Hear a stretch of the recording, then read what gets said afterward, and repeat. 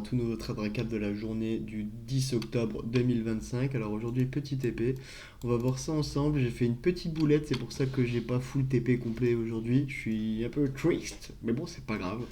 Alors, déjà, on va faire un petit récap sur la clôture de la semaine juste ici. Donc, première semaine, moins 150 dollars. Là, on repart bien plus 458 dollars cette semaine avec un total pour le mois, pour l'instant, de 291,84 dollars. Donc, on est plutôt pas mal. Une très belle semaine de trade avec une très belle semaine de délivraison de prix. Malgré le shutdown, je ne sais pas si ça a été réglé ou pas. J'ai pas trop regardé, je me suis pas trop intéressé. Aujourd'hui, on avait une grosse annonce économique qui sortait à 11 heures, mais elle était totalement prévisible dans le trade qu'on va voir. Alors, on va partir en daily. Daily, on est la journée de vendredi. On va partir en weekly. Même. Journée de vendredi, donc on s'attend à ce qu'on revienne clôturer le weekly plus bas et qu'on n'aille pas refaire des nouveaux points hauts aujourd'hui. Donc ça, c'est une attente qu'on a pour un vendredi banal. Ensuite, ici, on peut voir plusieurs choses. Il nous reste de la liquidité H4 juste ici. Et du coup, on ne veut pas que le prix aille au-dessus de cette zone. Parce que ça, c'est les anciens sommets. Donc, pour l'instant, voilà, tout ce que j'ai fait, moi, c'était attendre qu'en fait, on vienne reprendre ces liquidités, qu'on vienne clôturer. Voilà. Et puis après, qu'on puisse reprendre position ici. Alors, euh, tout, tout, tout, tout. 15 minutes, ça peut être pas trop mal. Donc là, on le voit ici, on vient clôturer à la hausse, mouvement de manipulation. Hop. Juste ici, avec mon gant. Bah, j'étais sur mon téléphone, c'est pour ça que c'est pas trop. Voilà. Un fair value gap M15 juste ici qu'on vient recombler. Hop. Voilà. On vient clôturer en H4 à, euh, pardon, à 10 heures. Donc la bougie H4, elle se réouvre à 10 heures juste ici. Donc là, on a la clôture H4 juste ici. Ensuite, on réouvre l'autre bougie. Hop.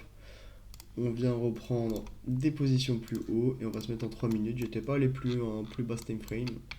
Juste ici. Du coup, j'ai pris position quand on est revenu dans ce fair value gap juste ici. En fait, déjà initialement, je voulais prendre position sur la zone des 0,50, sauf que j'étais en train de marcher dehors, j'étais pas sur mon bureau.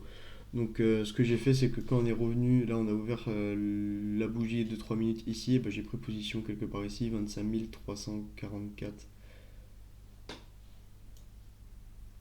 ici, très bas. Voilà, juste ici, parce qu'on commençait à avoir la réaction baissière, du coup je me suis dit, vas-y, on va prendre position, je vais mettre ça, c'est plus parlant. Hop, juste ici. Ça sur les plus hauts. Le gant là, je vais l'enlever parce qu'il fait mal aux yeux. On va retracer un beau. Hop, avec le PC. Voilà.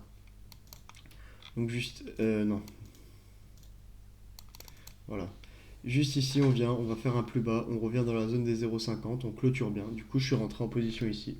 Voilà. Hop, et ici, je suis re-rentré avec un lot. Et en fait, c'était pas du tout fait exprès. Pourquoi? Parce que je voulais simplement mettre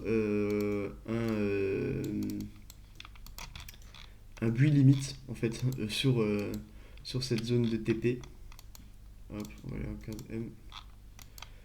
Sur cette zone de TP, attendez, je vais juste revoir il était où le plus bas H4. Moi je targetais euh, cette zone là en finale. Et en fait je voulais mettre un TP sur l'ouverture de 9h30. Voilà. Sauf que quand j'ai fait ça, j'ai fait sel au lieu de buis et du coup en fait ça m'a rajouté un ordre juste ici à vendeuse. Du coup ça a déplacé ma position plus bas vers ici. De toute façon je me suis fait BE donc 25 327,50. 25 327,50. Voilà, ça a déplacé ma position ici. Vu que du coup ça accumule les deux. Donc voilà. Ça, quand j'ai pris une position vendeuse, ça a encore déplacé ma position ici. J'avais un peu le seum, mais en plus, du coup, j'étais en sur-risque. Du coup, là, vous le voyez, ça a déplacé. J'ai directement enlever cette position, parce que du coup je le voulais pas, vu que ça me faisait sur-risquer. Mais du coup ça a dépassé mon point d'entrée. Donc voilà. Mon idée à moi c'était de me mettre à BE quand on était revenu près de cette zone. Parce que du coup si j'avais gardé ma position ici, là malgré tout je me serais pas fait BE parce que j'aurais pris une bonne entrée. En fait là c'est juste un peu de précision qui me manque. C'est un peu dommage. Mais si j'aurais été à BE dans cette zone ou mis mon stop loss au-dessus de ce swing, et ben j'aurais été tranquille, je me serais pas fait BE, j'aurais pas été impacté en fait par ce range et l'attente de l'annonce économique de 11 heures. Et on voit ici que on a voilà, l'annonce économique ici. Alors, du coup, ce que j'ai fait, c'est que là j'ai repris une position pour enlever celle que je voulais pas prendre.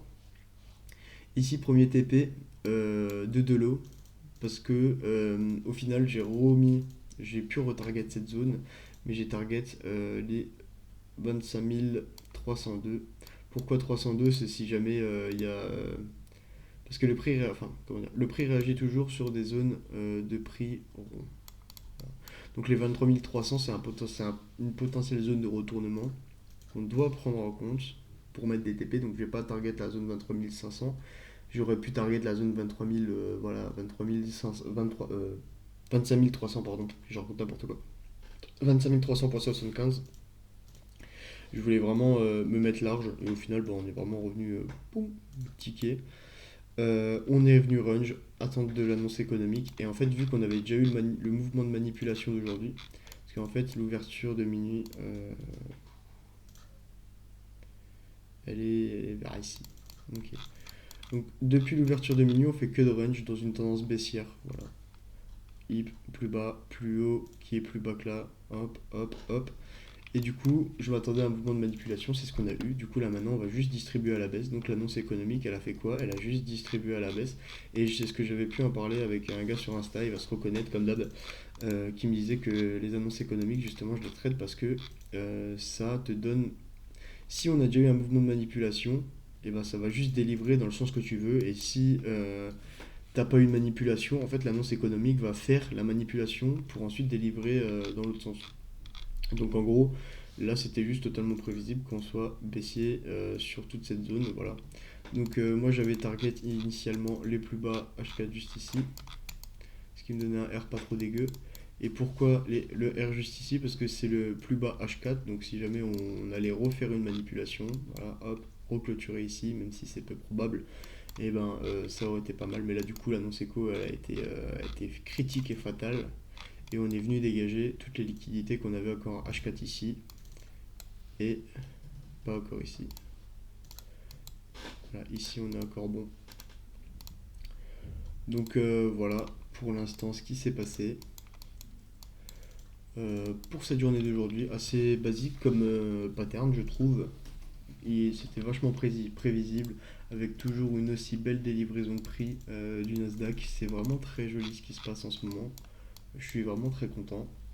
Alors, même la clôture dans la zone des 0,50 du fair value gap, elle est juste parfaite. C'est juste une délivraison de prix qui est littéralement parfaite. C'est voilà, les petits pinch sur le fair value gap des livraisons. Il y a tout qui était vraiment prévisible aujourd'hui, donc assez content.